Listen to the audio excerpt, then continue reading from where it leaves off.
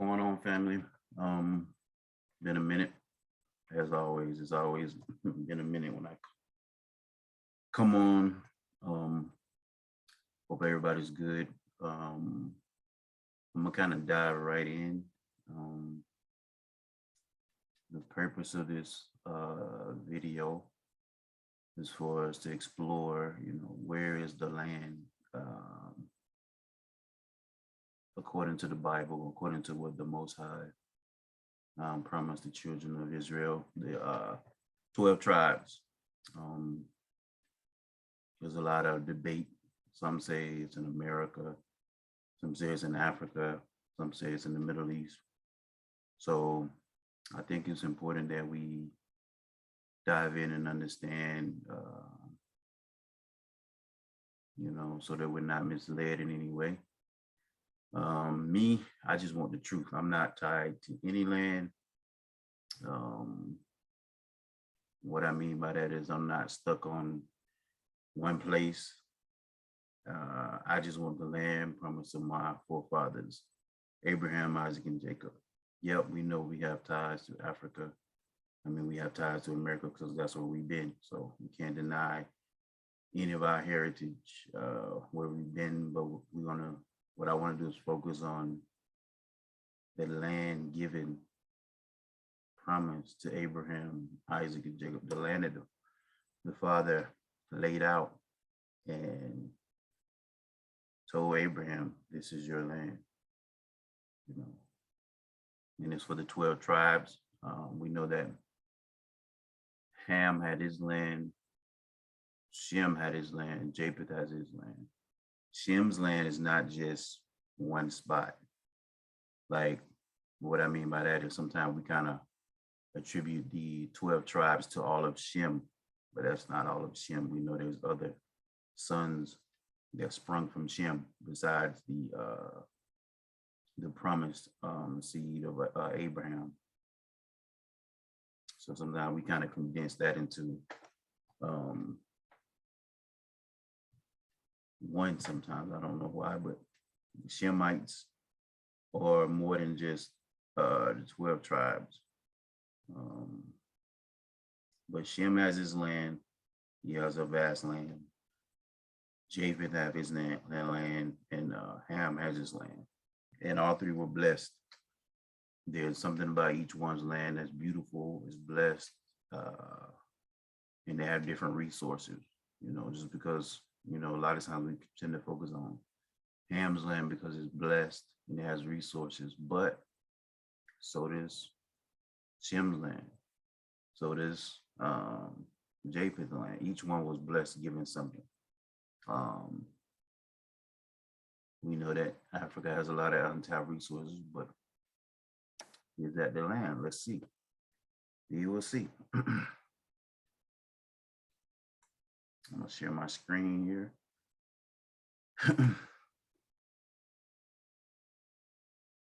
All right. Make sure we're good to go. All right.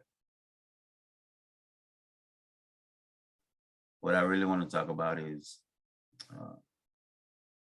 one of the main aspects of this lesson is we tend to about Japheth when we're talking about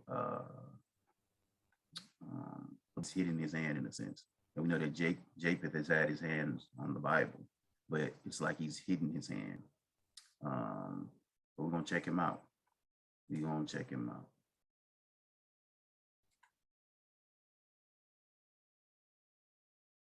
So bear with me. I'm gonna try to make this pretty quick. It shouldn't take a long time, but let's look through it.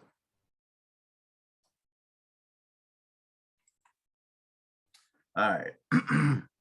We see here in Genesis 9:27, it says, and I'm just going to read it as it is. We know, I'm just reading it as it is. We know that these words are not the original words, but I'm just reading it as it is. If it triggers you, so well. It says, God shall enlarge Japheth, and he shall dwell in the tents of Shem, and Canaan shall be his servant. God shall enlarge Japheth, and he shall dwell in the tents of Shem, and Canaan shall be his servant. We know Canaan brought a curse upon himself. We know that the famous curse of Ham, which they call it, is actually the curse of Canaan. And when you read the book of, if I'm not mistaken, Joshua Jubilees, we see that Canaan was told by Noah and Ham not to go into Shem's land. And by doing so, he will bring a curse upon him and his descendants. When we see in the Bible when the children of Israel come out of Egypt, we see them going and pretty much taking out Canaan. They go into what's called Canaan's land at the time, because Canaan, when it took a part of Shem's portion of the land. And so when the children of Israel were sent to, bring the judgment to carry out the destruction, they went in to what really was their own land. It was theirs from the beginning. But the disobedience of Canaan brought upon this destruction or curse. So we see here, God shall enlarge Japheth. What that looks like, it says that God just going to make Japheth massive, enlarge him, bless him abundantly. But something right here, it says, and he shall dwell in the tents of Shem. Now, we know again that let me make sure my volume is up here.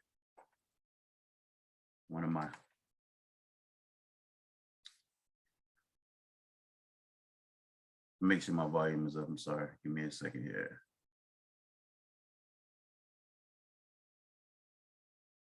One of my sisters, she get on to me.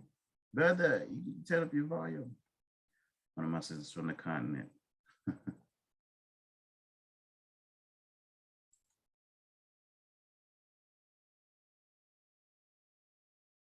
So let me get this volume right first, and then we'll dive back into it. Sorry, give me a second. Give me a second. My computer's slow sometimes. There we go.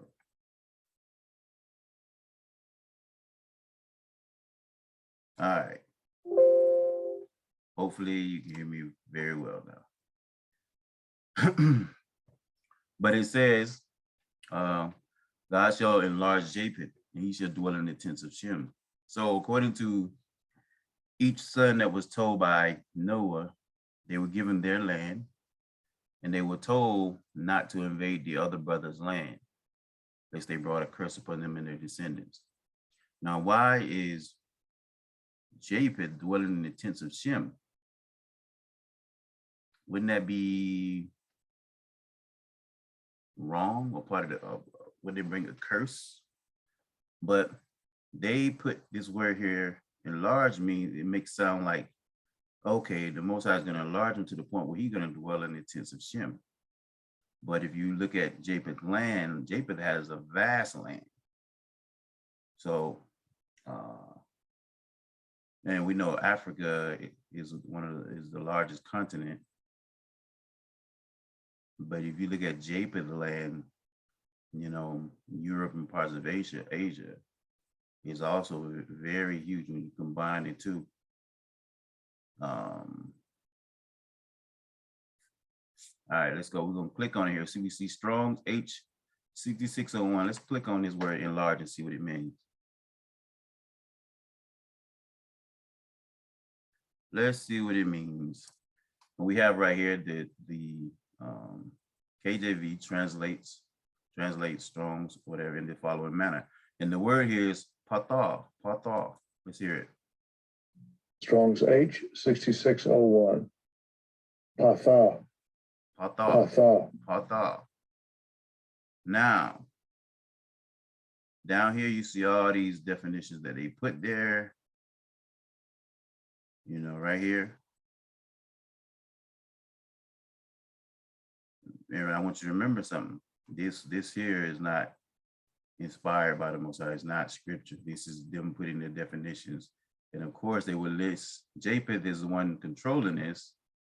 He would list spacious and open and wide, or blessed and large as the definition. But if we look at what the word really means and see the number of times it was translated in the Bible, you see it says, we read it right, it says that word means entice 10 times, deceive 8 times, persuade 4 times, flatter 2 times, allure 1 time, and then you see enlarge in there. You see silly 1, silly. So all of these have a sense of a negative connotation, and then you see enlarge in there. Why is enlarge in there? That doesn't make sense. It doesn't make sense. It doesn't. Of all those definitions, it's the one that seems out of place the most, because they put it there. So what that really should mean is God, or the Most High, shall entice Japheth. He shall deceive Japheth. He shall persuade Japheth. He shall flatter Japheth. He shall allure Japheth. Bring him down. Come on down here and dwell in the tents of Shem. That's what that word really means. So the Most High shall entice, deceive, persuade, allure Japheth, and he shall dwell in the tents of Shem. All right, let's go with me to Genesis chapter 10 here. And we're gonna look at the sons of Japheth. I'm gonna go to so we know this, right? I'm gonna read it real quick, and then we're gonna go over to Jasher. Genesis 10. Now these are the generations of the sons of Noah, Shem, Ham, and Japheth. And unto them were born sons after the flood. The sons of Japheth, Gomer, and Magog, and Madai, and Javan, and Tubal, and Meshach, and Tyrus. I want you to listen to all these names, because we're gonna see them again. And the sons of Gomer, so these are all Japheth descendants. Ashkenaz, we know that one is very popular, Ashkenaz. And Riphath and Togarmah. And the sons of Javan, Elisha, and Tarshish, Kittim, and Dodanim. Now, listen to this. By these were the isles of the Gentiles divided in their lands, everyone after his tongue, after their families, in their nations. A lot of times we call everybody who's not a descendant of the 12 tribes, we call them Gentiles. Some people call them the Goy, in the or Goyim in the one of the Hebrew languages. But you see it though, every time it's mentioned concerning Japheth. So it seems that word is related to Japheth more than the other people, than the sons of Ham, the sons of Shem. But Japheth is called Gentiles. We tend to call everybody who's not of the house of Israel and Judah Gentiles. But I'm just saying, I just noticed that when we see they mention Japheth, they always associate him with Gentiles. Let me see something real quick here. Japheth.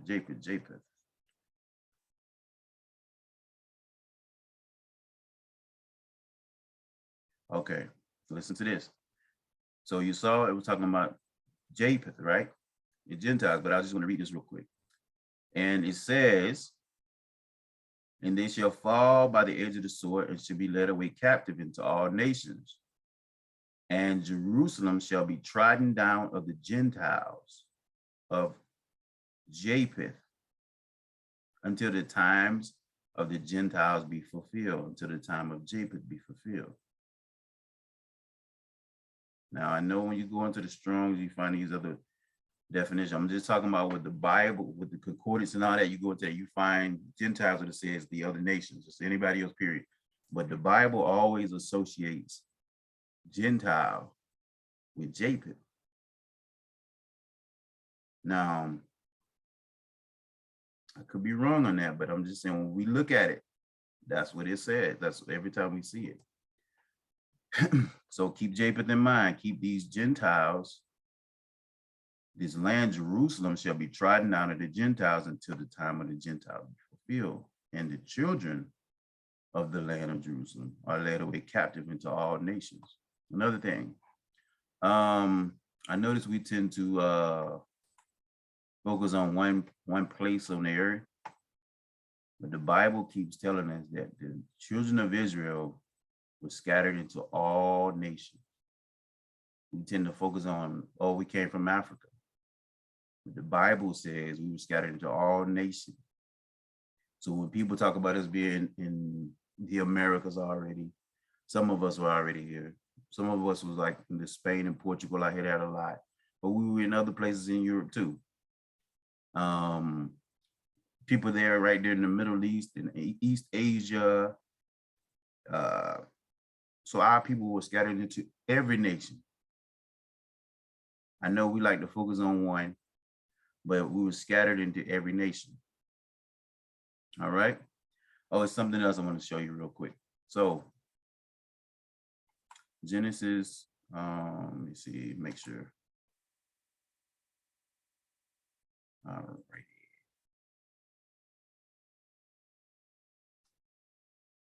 All right, listen to this.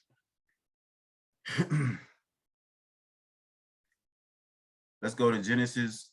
So keep Japheth in mind. Don't forget Japheth, all right? But I want you to look at these rivers, because we're trying to find a location now of the place, the real land. Is it in Africa? What we call Africa today? We'll see. It don't look like it. Verse 8. And the Lord God planted a garden eastward in Eden, and there he put the man whom he had formed. And out of the ground made the Lord God to grow every tree that is pleasant to the sight and good for food, the tree of life also in the midst of the garden, and the tree of knowledge of good and evil. So listen to this. And the river went out of Eden to water the garden, and from thence it was parted and became into 4 heads. And the name of the first is Pison, that is which compasses the whole land of Havilah, where there is gold. Now, some people focus on, oh, where Africa is gold. There's gold in a lot of places. And the gold of that land is good. And there is bdellium, and the onyx stone. Listen to this. So you see Pison. You see the second river, Gihon, 13. And the name of the second river is Gihon, the same as that compass the whole land of Ethiopia. So we know that's Africa, right? And the name of the third river is Hiddekel, that is which goes toward the east of Assyria. And the fourth river is Euphrates. Now we know Hiddekel. If we go, so we see, I want you to focus on these rivers too. Keep them in mind. So you got Ethiopia. You have Euphrates. You have Hiddekel. So let's go to, real quick. Where's that Hiddekel? We've seen that before somewhere else. I know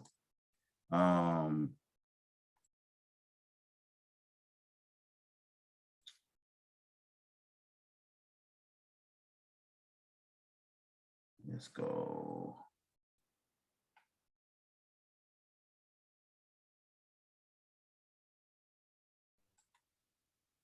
I'm hoping this makes sense. Let me see. One of these versions, there's several of the versions, when you see it, it'll give you where Hiddekel, what it is. Hiddekel, remember Hiddekel, Euphrates. Oh man, come on.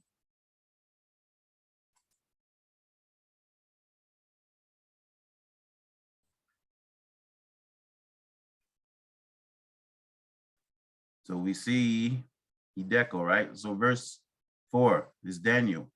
In the third, verse 1, in the 3rd year of Cyrus, king of Persia. So this is when the time of Cyrus, king of Persia, when he was in captivity in Babylon, right? The Persians invaded Babylon. All right, let's drop down to verse 4. On the 24th day of the 1st month, as I was standing on the bank of the great river, that is the Tigris. So Hiddekel is also the Tigris. So let me see. So we see right here, verse 4, in the 4th and 20th day of the first month, as it was by the river, by the side of the great river, which is Hiddekel. All right. We got the Euphrates, we got the Pishon, Gihon, and we got the Tigris. Right. So let's go here. Let's go to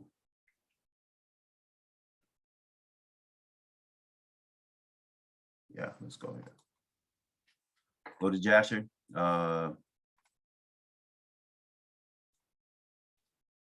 Jasher, chapter 10.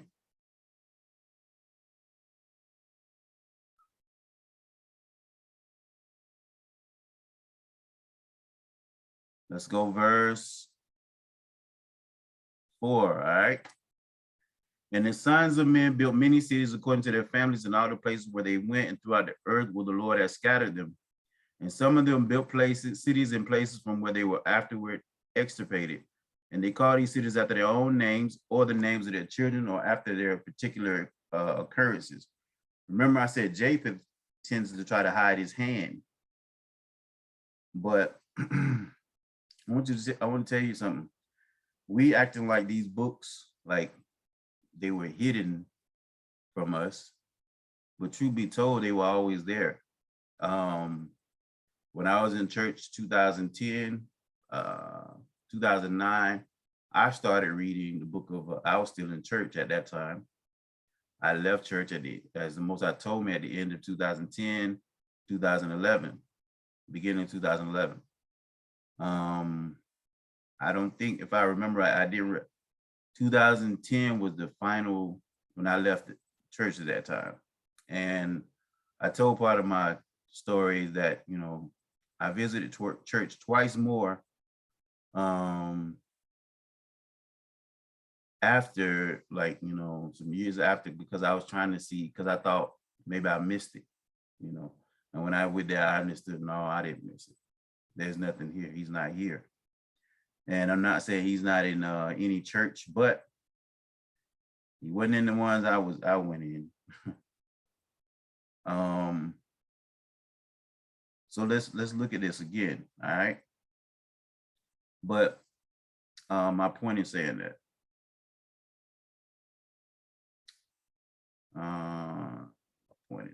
okay, we'll go back here. It'll come back to me. Oh yeah. So these books are not hidden. They were always there. So in 2009, I started reading the book of Enoch. I already had a good grasp of the 66 books.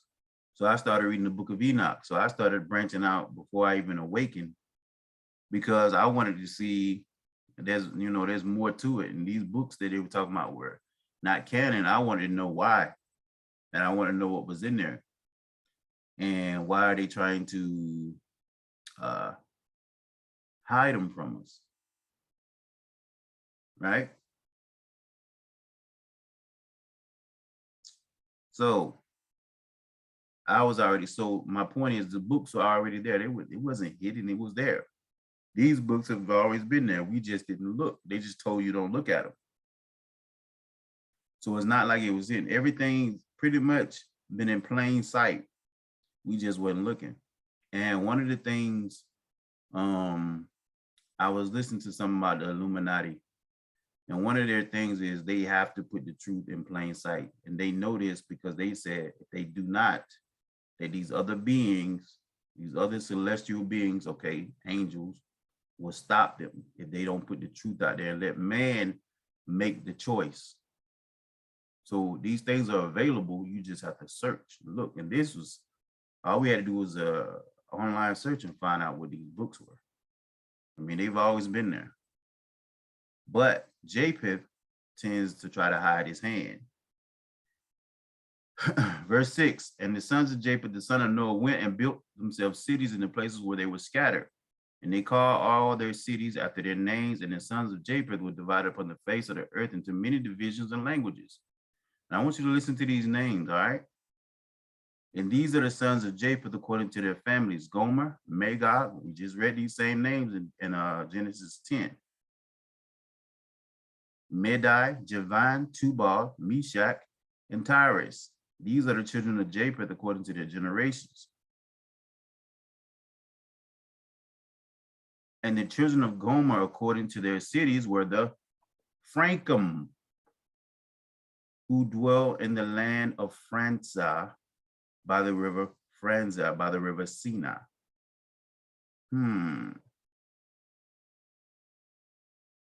Think about that. Now he's going through the descendants of Japheth and their children. Japheth and his children's children. France, Gomer. Now, a lot of us wouldn't have thought France was in the scriptures at all, but it's right there. And the children of Japheth are the Bartinim, who dwell in the land of Bartonia by the river Lida, which empties his water in the great sea, Gihon, that is oceanous. Let me see something real quick here. Let's go. The river Gihon, which is oceanous. But I want you to look at something. We saw the Tigris, you know, the rivers mentioned in Genesis, right? That were basically watering the Garden of Eden. You see right here, we see Euphrates, right? Let me show you something else. Let me see, click on this.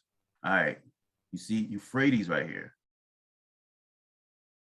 You see the Tigris, both of those are Hiddekel.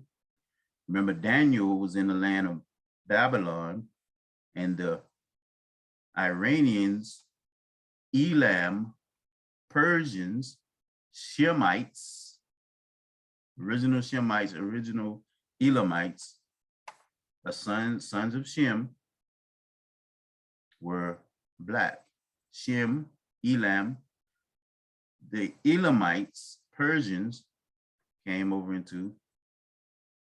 here, this area. See Iraq, Euphrates River, and we just read there in Jasher. So I want you to think about something. So if you see the Hiddekel or Tigris right here, Euphrates right here, and the other one, the Gihon, which is oceanous, which could mean, let me see, let me find something real quick. I'm gonna pull it up real quick so we can kind of get the picture in our mind. Just so we can get the picture in our mind, so we can keep it in our mind, right?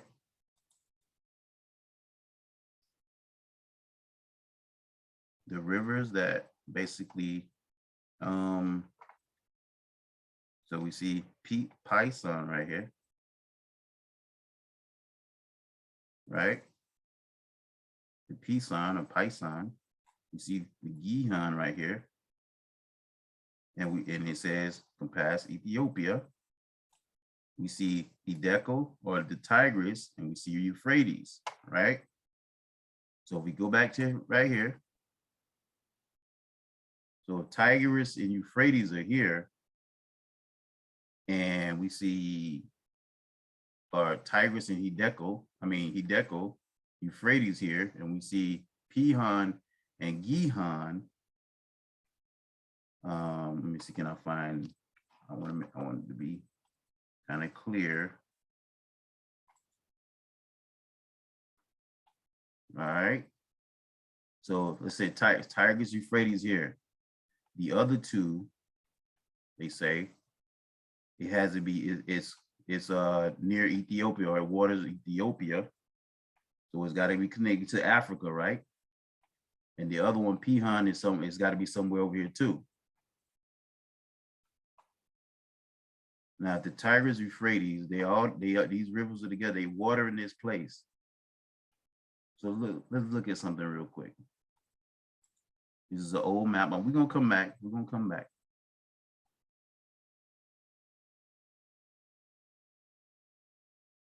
This is a depiction of the old world right here. And you see Ham's descendants right here. You see Shem, and you see Japheth up here, the Isles of the Gentiles. right up here. And you see Gomer, right? Isles of the Gentiles connected with Japheth, just like the Bible says. Now, you see Tigris here. You see Euphrates here. So that means, and we see what? Cush right here, right? So let's look again. Tigris, Euphrates. They say Gihon, which is oceanus, which could mean somewhere up in here. It means a big body of water in the original land before the Most High split it. And you see the Pihon. So the Pihon must be somewhere over here too. The Gihon and Pihon must be somewhere over here too. And we see this, it says Eden. Eden, right? So Africa is not the Garden of Eden, it's Eden. And the Garden of Eden is right here. I hope y'all can see my mouse. I'm sharing my screen. So the Garden of Eden right here. So it makes sense that these rivers would be flowing through the Garden of Eden somewhere in here, right? All those rivers flowing and water in the Garden of Eden. So they're all in this close proximity somewhere in here. North Africa, Northeast Africa, right? You see?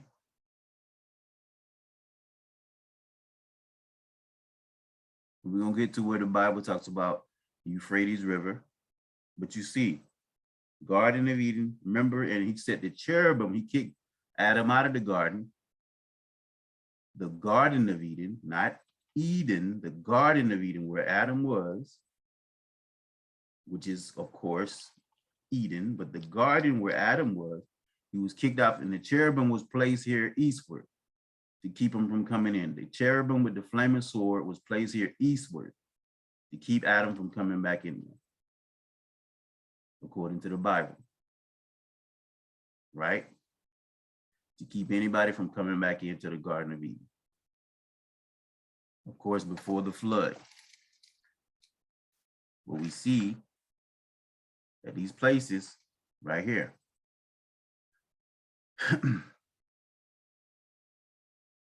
Right? And we also see right here, we're gonna get back to the Japheth. We see right here, we see Cush, son of Ham. We see Mizraim, son of Ham. We see Put or Libya, son of Ham. So sons Hams in the beginning, you know, the earth wasn't as populous, but it still was a lot of people. The Most High gave the land Japheth, Shem over this way. Shem's land goes this way. So it's more than just this little area here. This is for the 12 tribes, right? You see the river Nile right here, or Cush, which we're gonna read. The Most High promised Abraham from the river Nile for the 12 tribes, all the way to the river Euphrates over here. And it looks small on this map, but I'm gonna show you that this Middle East area they call Middle East is almost the size of America. It's almost the size of America. So for the 12 tribes, just the 12 tribes, the land promised to them is, I don't know, maybe what? Half or close to half the size of America. But I'm talking about the Middle East, what they call the Middle East. I'm gonna show it to you if I don't forget. It's almost the size of America. Actually, before I forget, let's go. And then I'm gonna get back. Stay with me.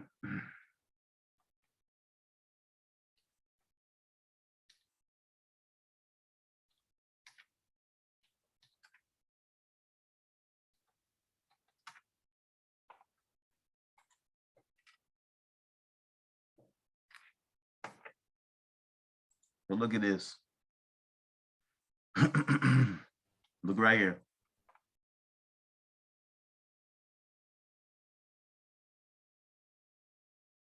Right? So you see this? You know, if you can put Twitter right, look, it's almost the size of the United States. You bring it, look, bring this down, put it right here, bring this part right here, put it right here, which is this is like this turkey. So you sit turkey right here, so you almost cover that part. Let's bring this right here. You can bring it, put it right here or right here, and you almost got the size of America right there.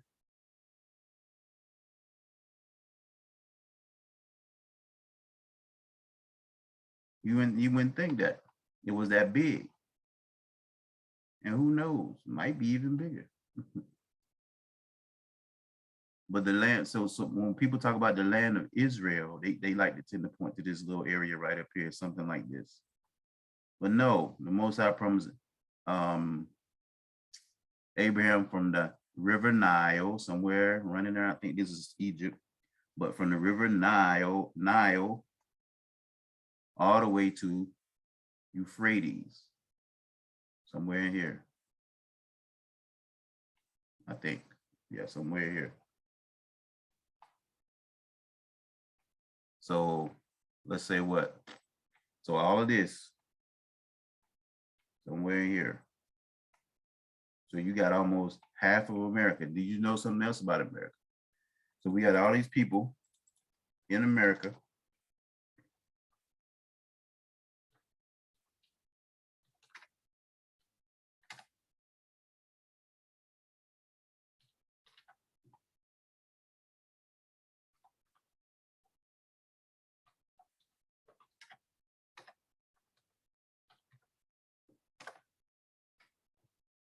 So you have what? We have what? 300 and,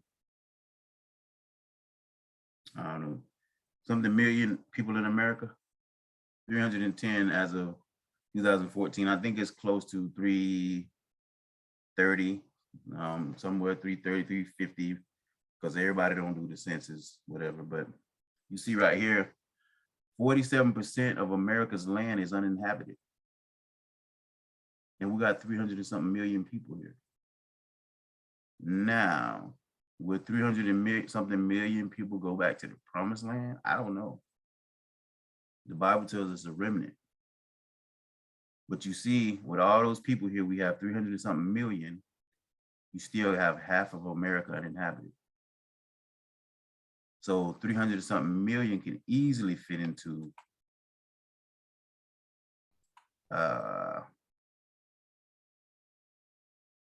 this here. This right here. 300 and something million can fit into that.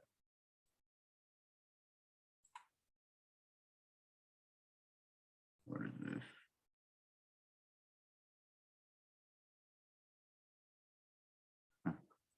But that's just showing you another comparison. Like you see the size of the Middle East and you think it's small, but look at all that.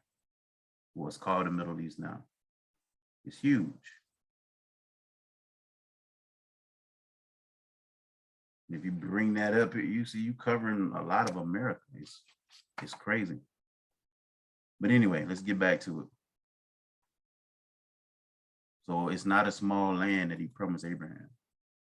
Actually, let me show you something too. Look at this. You see this? You see those people in the Middle East? They living good, aren't they? They got all this petroleum, oil, rich oil. Most of the world is powered by this stuff. The US dollar is held up by this oil. So look at that. So it's not a impoverished place. They say it's a desert. We're gonna get to that too. We're gonna get to that too. So let's go back. Let's go back to the Japheth. So verse 9 again, which empties his water into the great river Gihon, that is oceanous.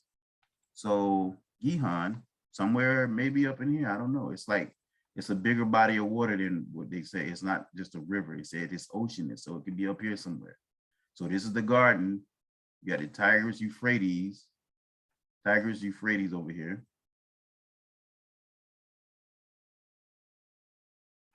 And then you got the garden. And now we know when the division of lands happened, who knows how that split up, but Euphrates then jumped way over here into Africa somewhere. But it's over here. It's over here. And so the Nile River is here, right? Now the Most High said from the river Nile and Euphrates was over here somewhere. So why is he putting the tribes of Israel in the middle of Ham's promised land when he told them not to invade each other's lands?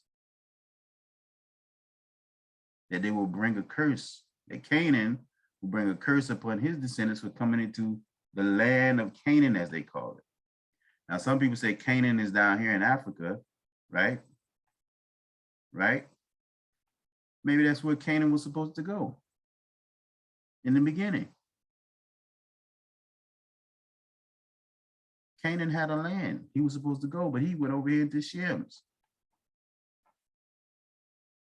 Now remember, Shem is not just this. Shem's land is over here somewhere too. And I don't know about the Americas. I don't know. I don't know what the Most High's plan is for the Americas or how the land was. But we see Gihon that is oceanous. So listen to this. Let's flow with it again. Verse 10. And the children of Togarmah are 10 families, and these are their names: Buzar, Puzanek, Bulgar, Bulgaria, maybe, Elikanam, Ragbik, Turkey, maybe, Turkey, Bid, Zibik, Ongal, and Tilmaz. All these spread and rested in the north and built cities in the north. So these are these people again. These are Japheth. God, the Most High, shall deceive Japheth. He shall entice Japheth, and he shall dwell in the tents of Shem. And we know the Ashkenazi Jews are not just one people. We know that the Ashkenazi Jews, right? Let's go. I hope y'all keeping up. I hope I'm not confusing you here. Just follow me.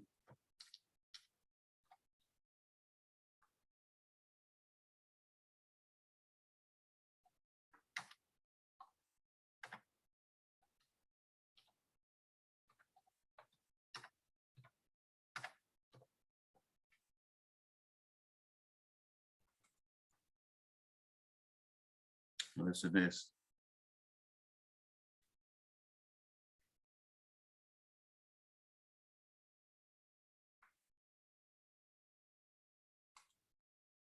I put compile, but anyway. So listen to this.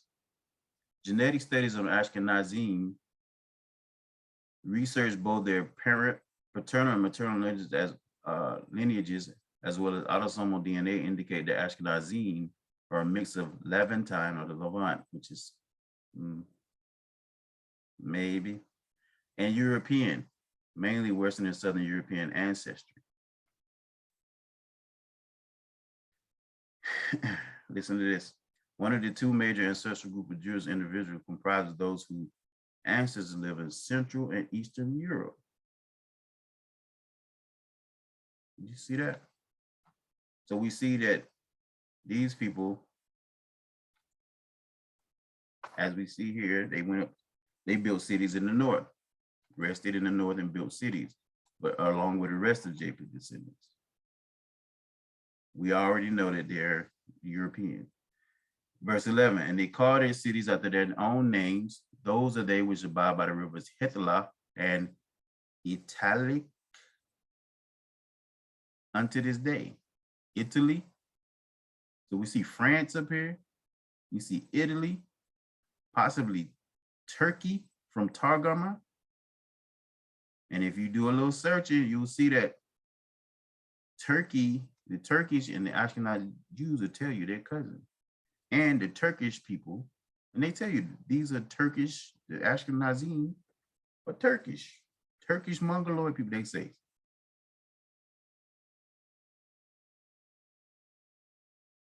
Think about it.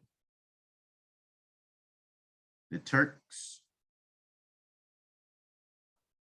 and the Ashkenazis, the Turks have European ancestry.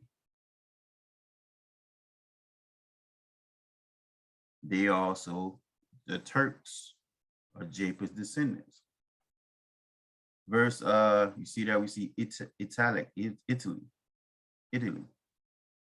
But the families of Angali, Bulgar, and Parsnik, they dwell by the river, great river Dubni, and the name of their cities are also according to their own names. And the children of Javan are the Javanim, who dwell in the land of Macedonia, Greece.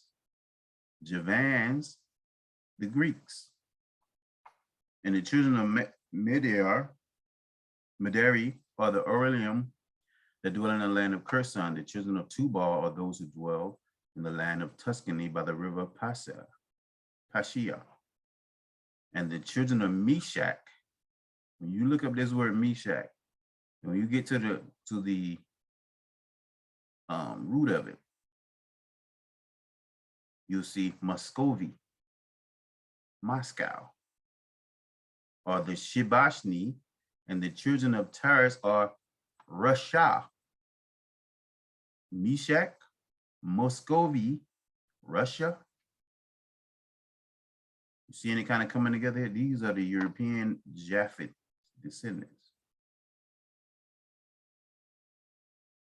All right, I'm gonna skip down, all right? Verse 15, the children of Elisha are the Almanim, and they also went and built themselves cities. These are the cities situated between the mountains of Job and Shebathmo, and of them were the people of Lombardy, who dwell opposite the mountains of Job and Shebathmo, and they conquered the land of Italia and remained there until this day. So we see France, we see from Gomer, we see Togarmah, we see Turkey there, we see Meshach, Russia there, we see Javan, we see Macedonia or the Greeks, and we see Italy. And listen to this, verse 16, and the children of the Chittim are the Rome,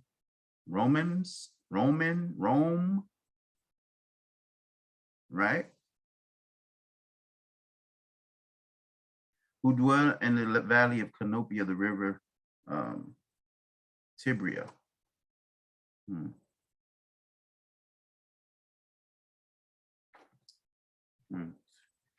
Tibria. Let me see something real quick.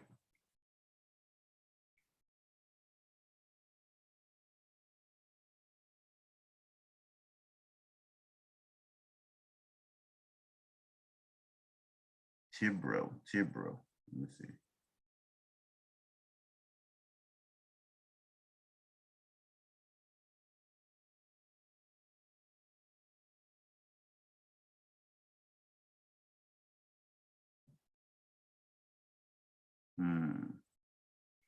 Okay. But anyway, verse 18, these are the families of the children of Japheth according to their cities and language, when they were scattered, and they called after the tower, and they called their cities after their names and occurrences. And these are the names of all their cities according to their families, which they built in those days after the tower. Right? I'm gonna go down and show you something here because it's important. So we see he goes into Ham's descendants. Verse 25, and 4 men from the family of Ham went to the land of the plain. These are the names of 4 men: Sodom, Gomorrah, Admah, and Zeboim. Right?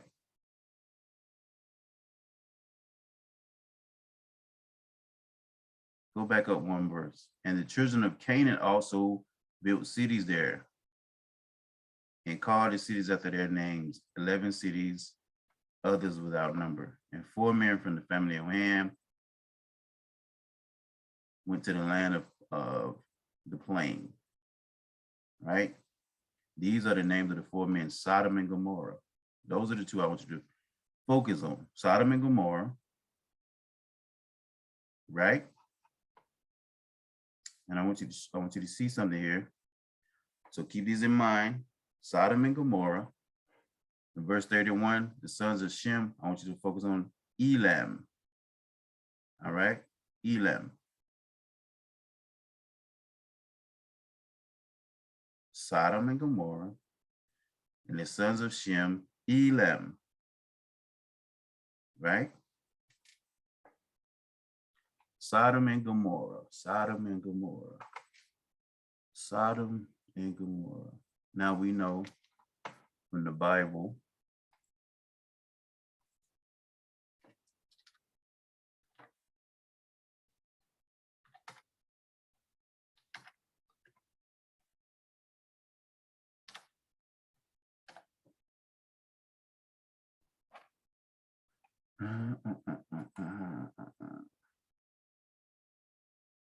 man, this is time flying.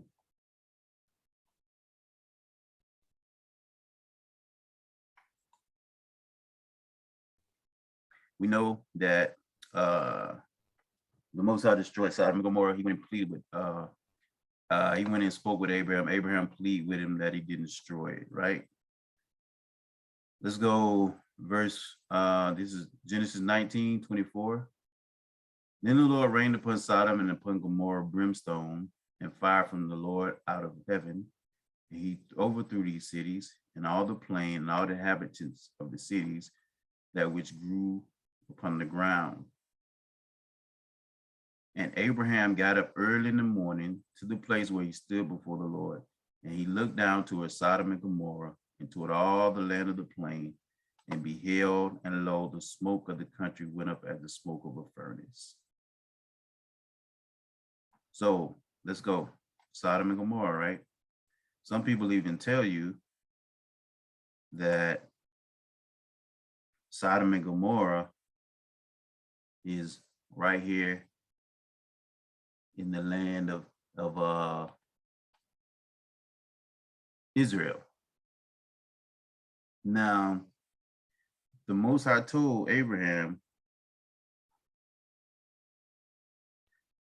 that he would give to him, right? So we see, hold on, we see that, right? We see here, boom. And let's go to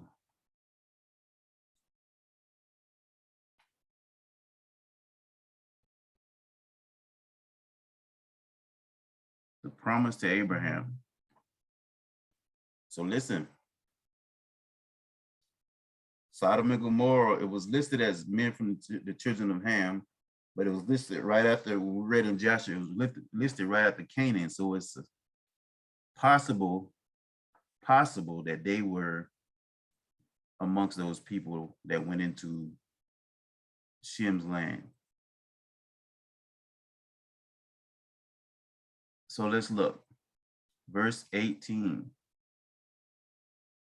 In the same day, the Lord made a covenant, the Most High made a covenant with Abram, saying, unto thy seed have I given this land, from the river of Egypt unto the great river, the river Euphrates. We saw what the river now, we know where Egypt is. There's no question about where Egypt is. So from there to the Euphrates is the land given unto him. And listen to all these people were people who went into the land, the Kenites, the Kenizzites, possibly Kenyans, I don't know. And the Cadmonites, and the Hittites, and the Perizzites, and the Rephims, and the Amorites, and the Canaanites, and the Girgashites, and the Jebusites. All those people were given unto the Most High, to Abraham's descendants' hands.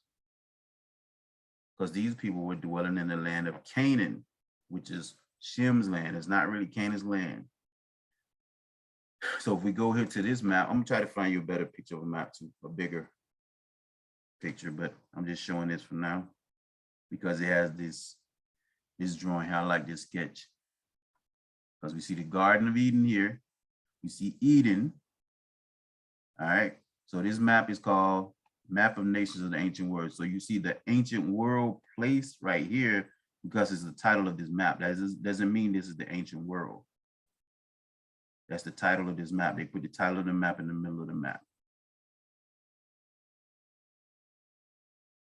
The Garden of Eden, where it all started. We see Eden here, the Garden of Eden. And we see those rivers that flow around the Garden of Eden, right? According to the Bible. Now we know nobody has any debate about where Egypt is.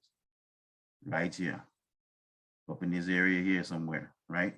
Nobody debates that. We know the pyramids, the statues, and all this is right here. So the Most High says, I'm giving to you from the river Nile, right? So this section of even Africa, possibly, right? Is very possible. This section too, from the river Nile to the river Euphrates, right? Which I showed you earlier. This thing is almost the size of America. Or half of it at least. And possibly 300 million plus people can do it. Just in that little sliver of land they call Israel today, they have about 10, 12 million people just in that little sliver. Now imagine, and that's not even all inhabited. So almost, it's not quite big as America, but you saw the comparison. Let's say it's half the size of America. Well, half the land of America is inhabited. Only half of it. Now, some of it is uninhabitable, maybe. I'm sure there's uninhabitable lands everywhere. So some of it is uninhabitable. But we also know some of it could be mountains. The people that have houses in the mountains. So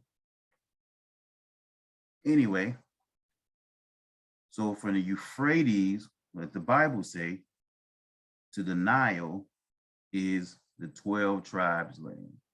So all these places, Turkey, Syria, Lebanon, Saudi Arabia, Iraq, all these people have a vested interest in you not knowing where your land is, because then they will be Japheth's descendants, Japheth.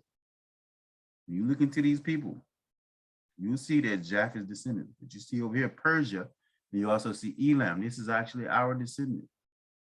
The original Persians were black. Let me show you.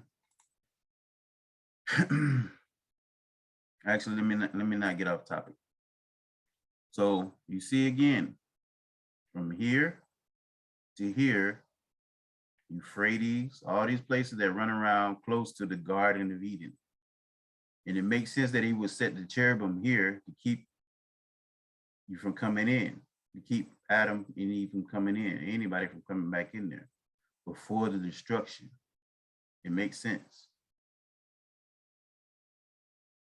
Because it wasn't heavily popular. It was her, Adam and Eve. So this was their only interest in. So the cherubims up here somewhere, I don't know, where they couldn't come back in.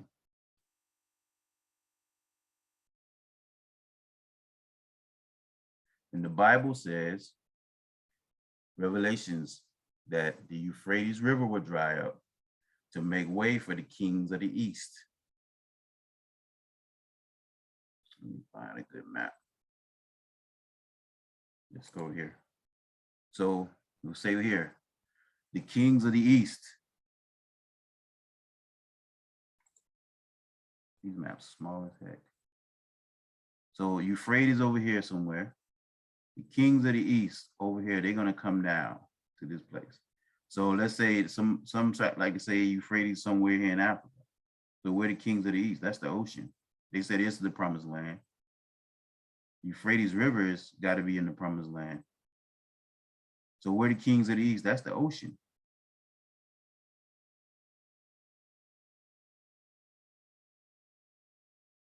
The only argument you can make really is that you can say the Bible is not true. You don't believe the Bible. But the Most High gave us the Bible because if not, everybody, it would be just like we see now, this wild, wild west, everybody doing whatever they want to do. The Bible tells us repeatedly. Oh, I'm gonna get back to it. In Judges, that the children of Israel would do things, and after their judges would die, they would do things. Every man would do things according to what he felt, at his own, what was right in his own eyes. So the Most High gave us the scriptures to keep us from doing that. So my point that I was making earlier, Sodom and Gomorrah. Now you know how big this place is. Now, if Sodom and Gomorrah is up here, which it is, how can Abraham see from down, if this is the promised land they say he went to, how can he see smoke rising from here all the way up here when Sodom and Gomorrah was destroyed? Even if he was on a mountaintop, the human eyes can't see that far. Let me show you. You see this here? This is an aerial view. An aerial view. Look how far your eyes can see. It only sees so far.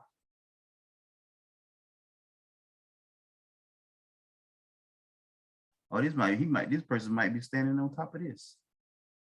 But either way, even if you're on a mountaintop, your human eyes can only see so far. Look, you see right here? You can only see so far.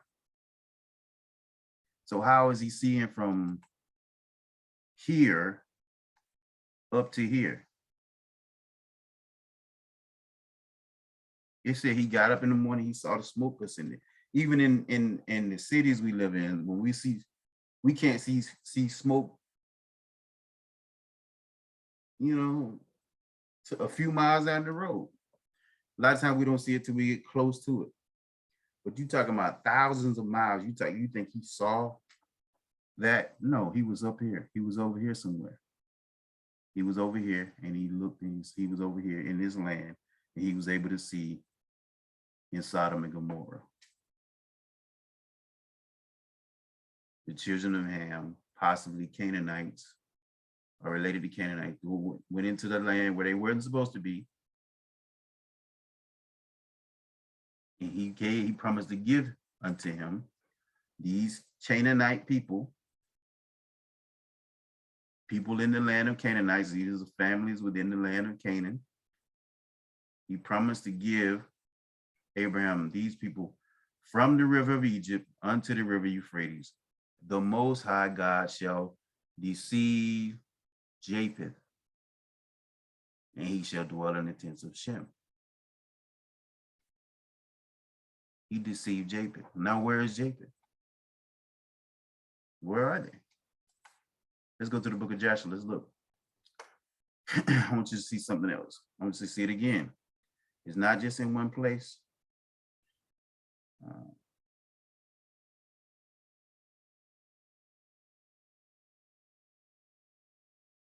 I had this thing highlighted. Okay, here we go.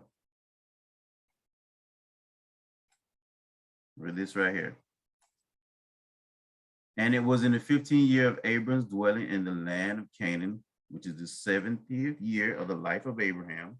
And the Lord appeared unto Abram in that year, and he said to him, I am the Lord who brought thee out from Ur Chaldean, the land of the Chaldeans, to give thee this land for an inheritance. Now therefore walk before me in perfect and keep my commands, for to thee and to thy seed will I give this land for an inheritance from the river Mitzrayim unto the great river Euphrates. Now, this is also one of those hidden books.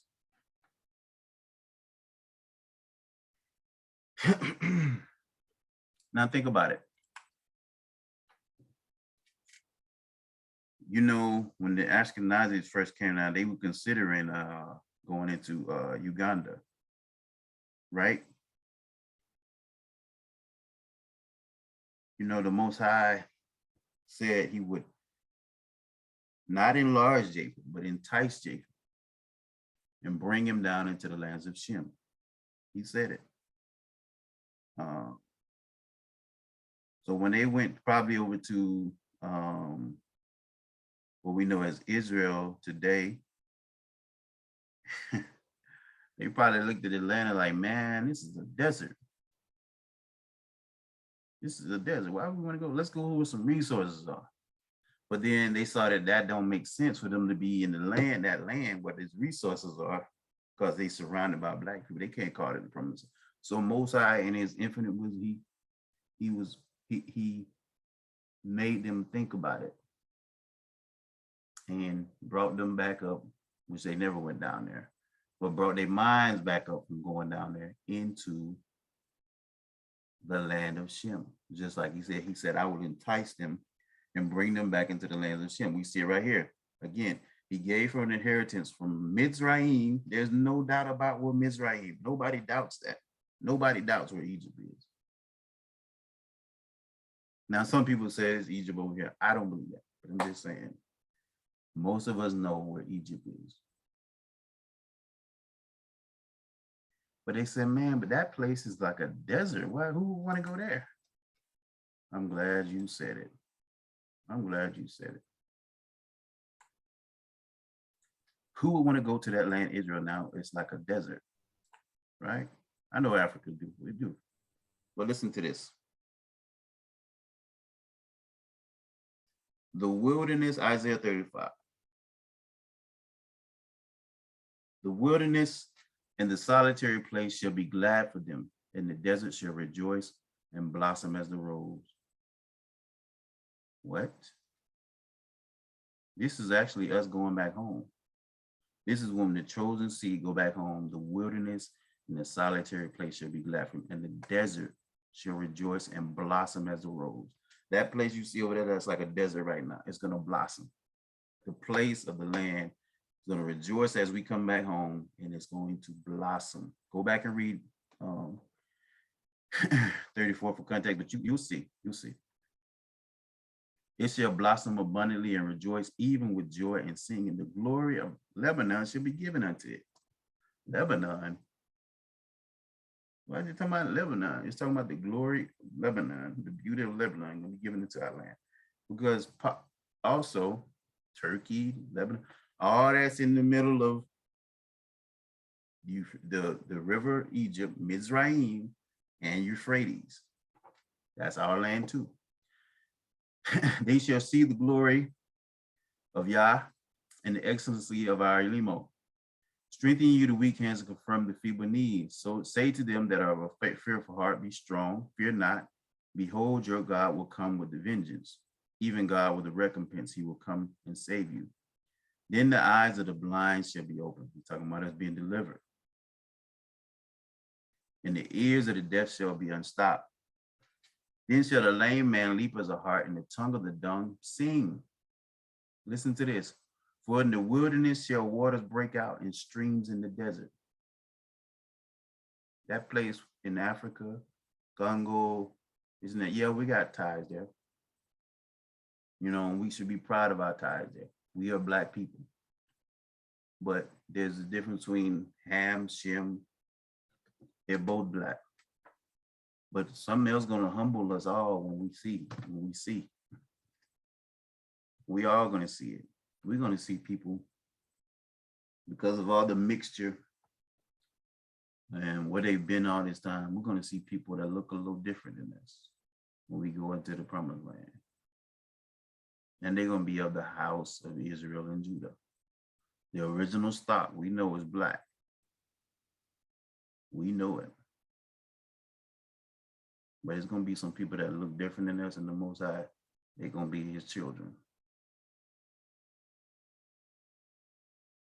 Why is that? Because of all the mixture. Verse 6, then shall the lame man leap as a hart, and the tongue of the dumb sing, for in the wilderness shall waters break out, and streams in the desert, and the parched ground shall become a pool. Wow. You telling me the place of our promised land is a parched desert ground? You mean like the middle, what they call the Middle East? Yeah. And the parched ground shall become a pool, and the thirsty land springs of water. And the habitations of dragons, who were each laid, shall be grass with reeds and rushes. If you look into the dragons of Arabia, in the habitation of dragons of Arabia. We each, just for time's sake, I'm not going to go into that. But I don't want to be too long.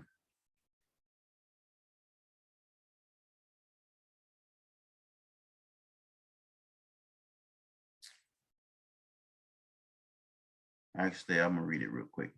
But it says, I'm not gonna pull it up. It's his second address, where the nations of the dragons of Arabia shall come out with many chariots, and multitude of them shall be carried as the wind upon the earth, that all they which hear them may fear and tremble. What? In the habitations of dragons, Arabia, Saudi Arabia is our land. But they got all that good oil over there. That's ours too. And don't forget everything that when Solomon and David gathered the materials from the temple, they didn't gather all that from just from our land. That was in other lands too. So anyway, verse 8. And the highway shall be there, and the way, and it shall be called the way of holiness. The unclean shall not pass over it, but it shall be for those, the wayfaring men, though fools shall not err therein. No lion shall be there, or any ravenous beast. What? Hold on, let's go back. No lions shall be there. People talk about that place in the Middle East don't have lions. Africa has the lions. No lion shall be in this place. There's no lions there. They've all migrated away. Nor any ravenous beast shall go up thereon. It shall not be found there, but the redeemed shall walk there. And listen, and the ransom of the Lord of the Most High shall return. This is during our return. And come to Zion with songs and everlasting joy upon their heads. They shall obtain joy and gladness, and the sorrow and sighing shall flee them. Let me show you something real quick.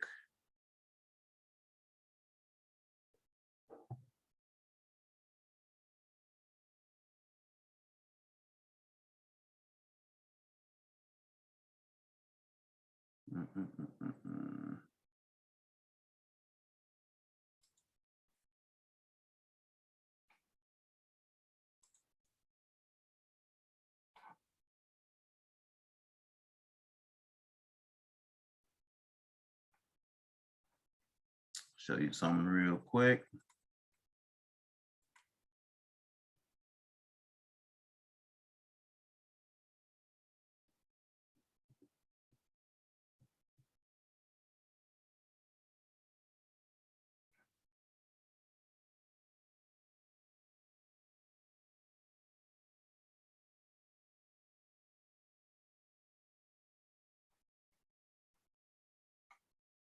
Bear with me. I told you to keep your mind, your eyes on Elam.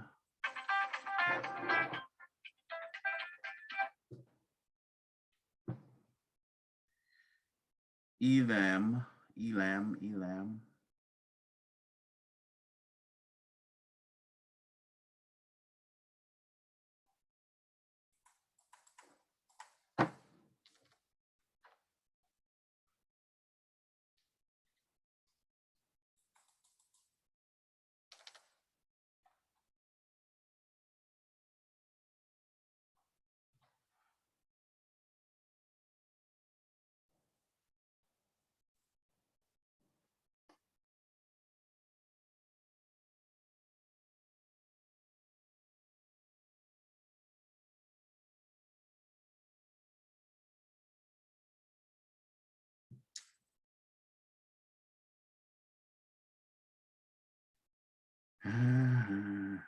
Give me a second.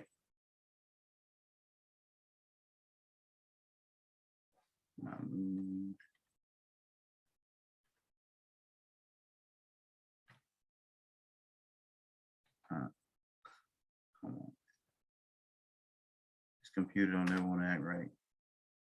I'm trying to find something.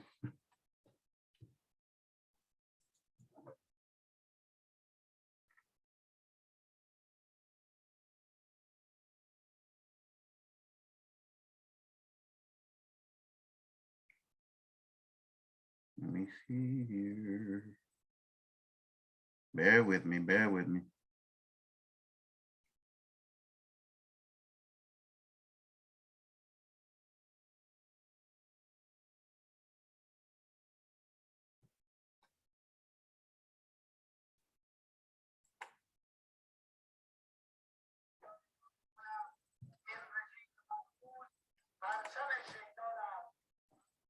All right, let's get it.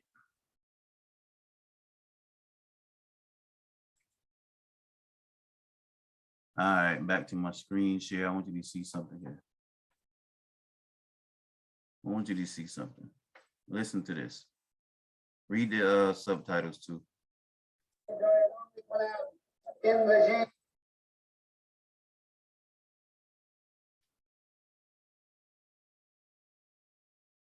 منحوس پرچم شیطان است، پرچم شیطان بزرگ است و صرفاً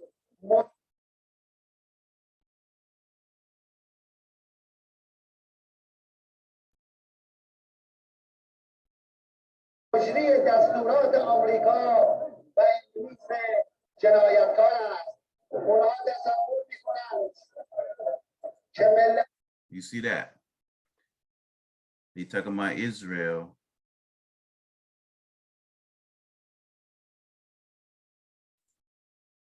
He said that the people think people are the same as they were 100 years ago. And he said repeatedly, I can't find the old speeches. They probably took them down because this guy kept saying that that's a fake. He said they're fake Jews. He said they're fake Jews.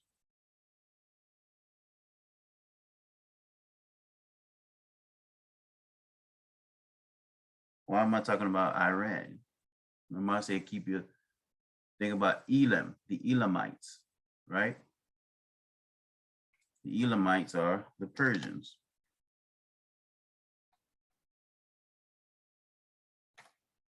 The Elamites, the original Elamites, we know there's been some invasions and things like that.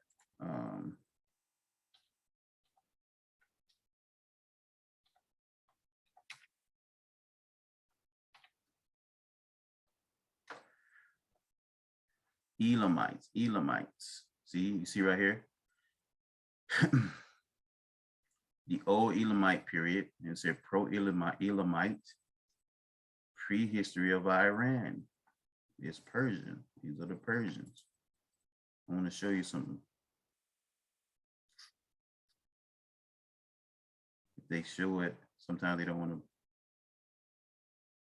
Let me see here. There we go. There we go. I know people have probably seen this relief here plenty of time. This is a Shemite. See, here we go. These are Shemites. This is Elam. Look at their hair, look at the skin.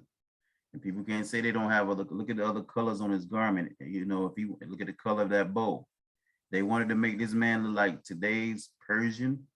They could have it. The colors are right there. So they painted themselves how they look. It's plain as day. Elam, the Elamites, right? Elamites, you see them?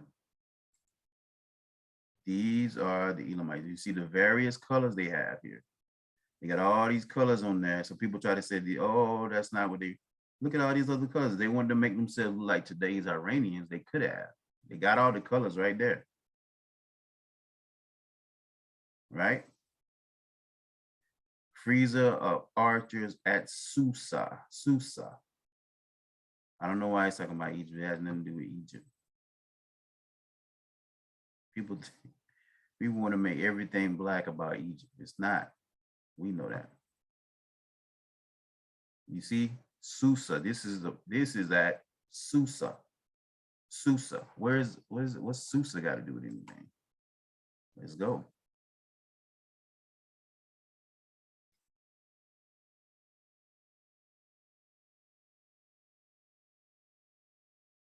We see Elam, right? I just typed in Elamites. You see, we're talking about Persia. We're going to go here.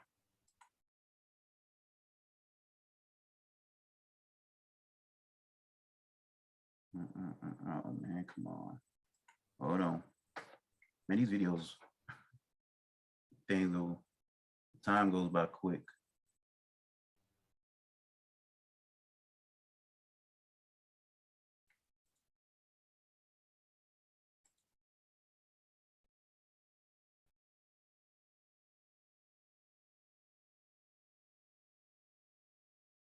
Okay.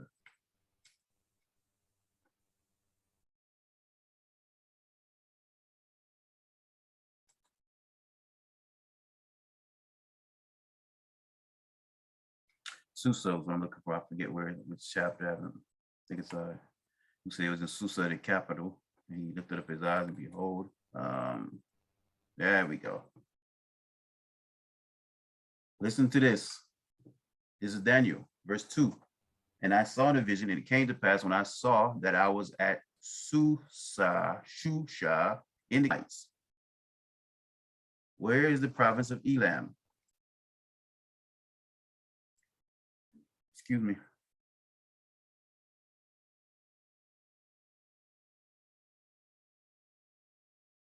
We see it right over here. Forgive me, man. It's hard to see. If you can pause it and blow it up or something, but it's right here because I don't know. It won't blow up for me right here. Let me see.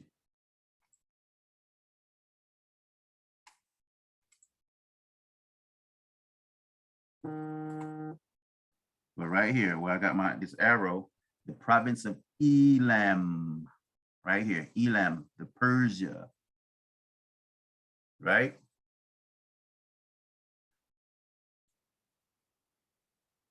I was at Shusha in the palace, which is in the province of Elam, and I saw in a vision, and I was by the river Ulai. But we see again Shusha, the capital, and we also know that Daniel's tomb to this day. To this day. I'm gonna show you something else.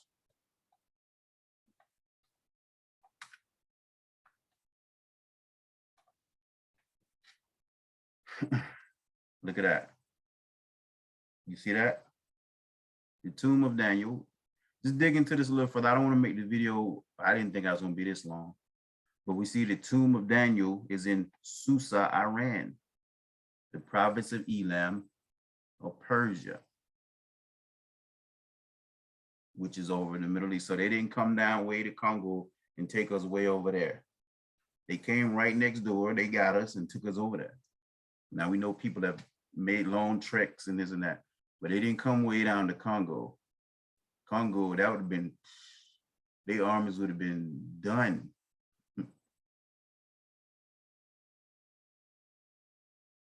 Now they could have took a ship around, you know, they could have, you know. We know people have invaded the land, we know. But we know too, from what we see in the scriptures from history, that right there you see the Elamites have the tomb of Daniel. They know who we are. And you've seen Iranian President Mahmoud Ahmadinejad say, he said out of his own mouth, people think people are the same as they was 100 years ago, but he obviously mean further back than that. Let me show you something else.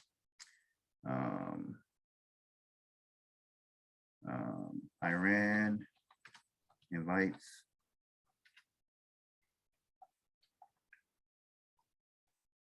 Let me show you something. Contrary to popular belief, these people know who we are. You see this?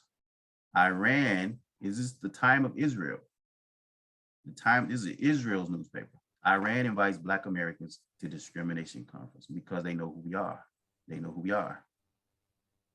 And if we go down back in the day, the Ayatollah actually let see right here, Iran in 8 right here. I can highlight it for you real quick. Show you what I'm looking at. Right here. And our April's 15, right here.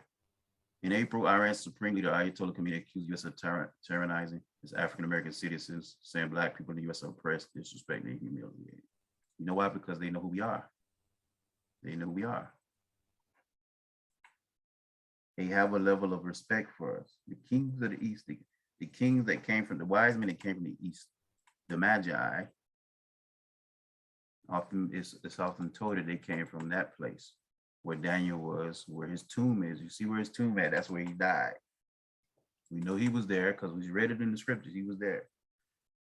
And it's believed that those men, the Magi, came from there when the Messiah was born,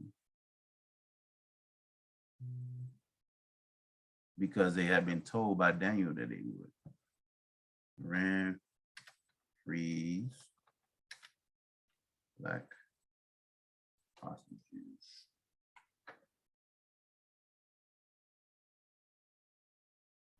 So listen, look at this. Hopefully, this is a good article. You can see it where Iran has always had a level of respect for us. Listen, look at this. This is November 18, 1970. Ayatollah Khamenei acts on 170. All right, look at this right here. Khamenei justified his clemency on grounds that Islam reserves special rights for women and that Blacks for a long time have lived under oppression in America and may have been sent to Iran under duress. So you see these Elamite Persians, these guys are mixed, we know, because we saw what the original ones look like, but they have a measure, somewhat respect for, they have respect for the children of Israel because they know where we are. They know. Let me show you something. Abdul Nasser.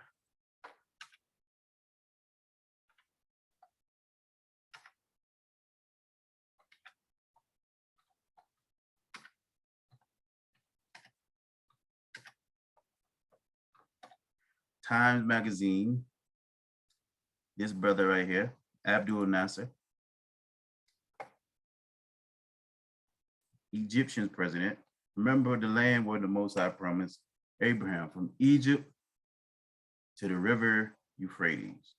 This is Egypt's president, Gamal Abdel Nasser. He said when he was asked about peace in the Middle East, the late president of Egypt, Gamal Abdel Nasser, stated, the Jews will never be able to live here in peace because they left here Black but came back white. They left where? Here in the Middle East. These people, they left Black and came back white. How was that? Because Shem's descendants, the children of Israel, were there. That's why he's saying, he's like, you Japheth, you left here Shem and came back Japheth. Because the Most High deceived Japheth and brought him down. Let me show you one more thing, then I'm done. In the Bible, you say, well, why would the Most High do that? Why did he deceive Japheth? In the first time, it ain't gonna be the last either. Japheth was, if you read, if I'm not mistaken, Jubilees, and even in Jasher, you see Japheth like to fight. He shall deceive Japheth, that man. Very warlike. Okay, Ezekiel.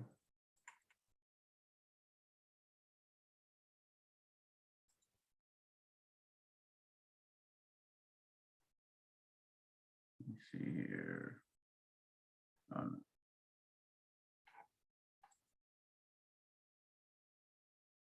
Let me show you something. Listen to this. Verse 38, chapter 38, Ezekiel, this is the last thing, y'all. And the word of the Lord came unto me, son of man, set thy face against Gog, the land of Magog, the chief prince of Meshach and Tubal. Remember, Meshach has a connection with Russia. And I believe there's a Tubal River in Russia, and prophesy against him. And thus saith the Most High, behold, I'm against thee, O Gog, the chief prince of Meshach and Tubal. Listen to this. I will turn thee back and put hooks into thy jaws, and I will bring thee forth in all thine army, horses and horsemen, all of them clothed with all sorts of armor, even a great company with bucklers and shields, all of them handling swords. Listen to this. Persia, even Persia, Ethiopia and Libya with them, all of them with shield and helmet. Gomorrah, look at that, you see that? Persia, Ethiopia, Libya. Persia, the original Persia, the Shemites, Ethiopia, Hamite, Libya, Hamite, coming now with Gog and Magog. Be thou prepared to prepare thyself, and all that company that are assembled unto thee, and be thou guard unto them. Let me tell you something real quick. This Pan-African stuff, you see there, it's not gonna work. Now we know Libya is a little different today than it was back then. Persia a little different. Ethiopia, Cush coming with Gog and Magog. So the very same people that look like us will come up against us. Listen to this. Verse 8, after many days shalt thou be visited. In the latter years thou shalt come into the land that is brought back from the sword, and is gathered out of many people. So after we be gathered back, here they come. Against the mountain of Israel, which you have always been waste, but it is brought forth out of the nations, and they shall dwell safely, all of them. Thou shalt ascend and come like a storm, and thou shalt be like a cloud to cover the land. Thou and all thy bands with many people with you. Listen to this. Verse 10. Remember the Most High said, I'm going to put the hook in your jaw. Verse 4. Thus said the Lord God, it should also come to pass that at the time shall things come into thy mind, and thou shalt think an evil thought, and say, I will go up to the land of unwalled villages, and I will go to them that are at rest, that dwell safely, all of them dwelling without wall, and have neither bars nor gates, to take a spoil, verse 12, and to take a prey, to turn thy hand upon the desolate places that are now inhabited, the desolate places that are now inhabited, upon the people that are gathered out of the nations. Once we're gathered out of the nation, all this glory they see upon us. A little bit later, they're gonna be like, let's go take that. The Most High say, I'm gonna put the thought in their mind, say, and I'm gonna put the hook in their jaw and say, come on down here. It's your turn to be judged. Just like he's doing with Japheth. The Most High shall deceive Japheth. Japheth is dwelling in our land. Japheth is not down there in abundance in Africa like that. Now, we know white man they in Africa. White man they all over the place. But Japheth is dwelling Turkey, Ashkenaz, all those European Ashkenazes is a mixture of Europeans. They dwell in the land of Shem, in the tents of Shem, just like the Bible said, the Most High shall deceive, allure, entice Japheth, and bring him down into the land. So our land, promised land, is from the river Egypt, the Nile, to the river Euphrates, and it's massive. It's not this small piece of land. I'm talking about the 12 tribes. So I hope, man, if I would have squeezed everything that I dug into, and I'm gonna come back with some more stuff later. I didn't think this was gonna go this long, but there you have it. May the Most High be with you.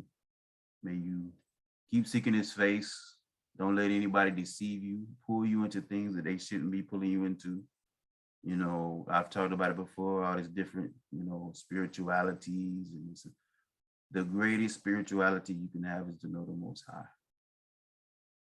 And he told me that himself. And the Bible says, let me find it.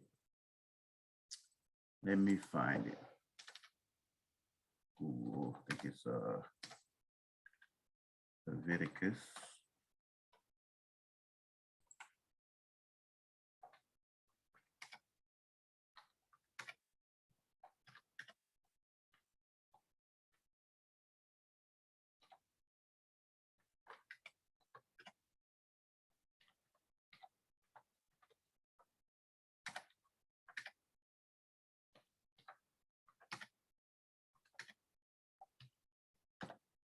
I think it's Leviticus. There we go.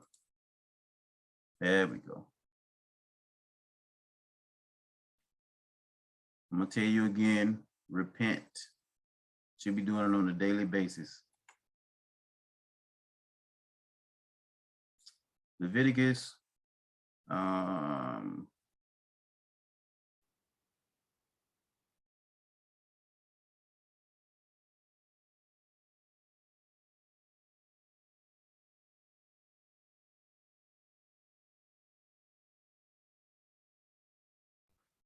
26, verse 40. If they confess their iniquity and iniquity of their fathers, which their trespass, which they trespass against me, and that also they have walked contrary unto me, and that I also have walked contrary unto them, and have brought them into the land of their enemies. If then their uncircumcised hearts be humbled, and they then accept of the punishment of their iniquity, then will I remember my covenant with Jacob, and also my covenant with Isaac, and also my covenant with Abraham will I remember, and I will remember the land.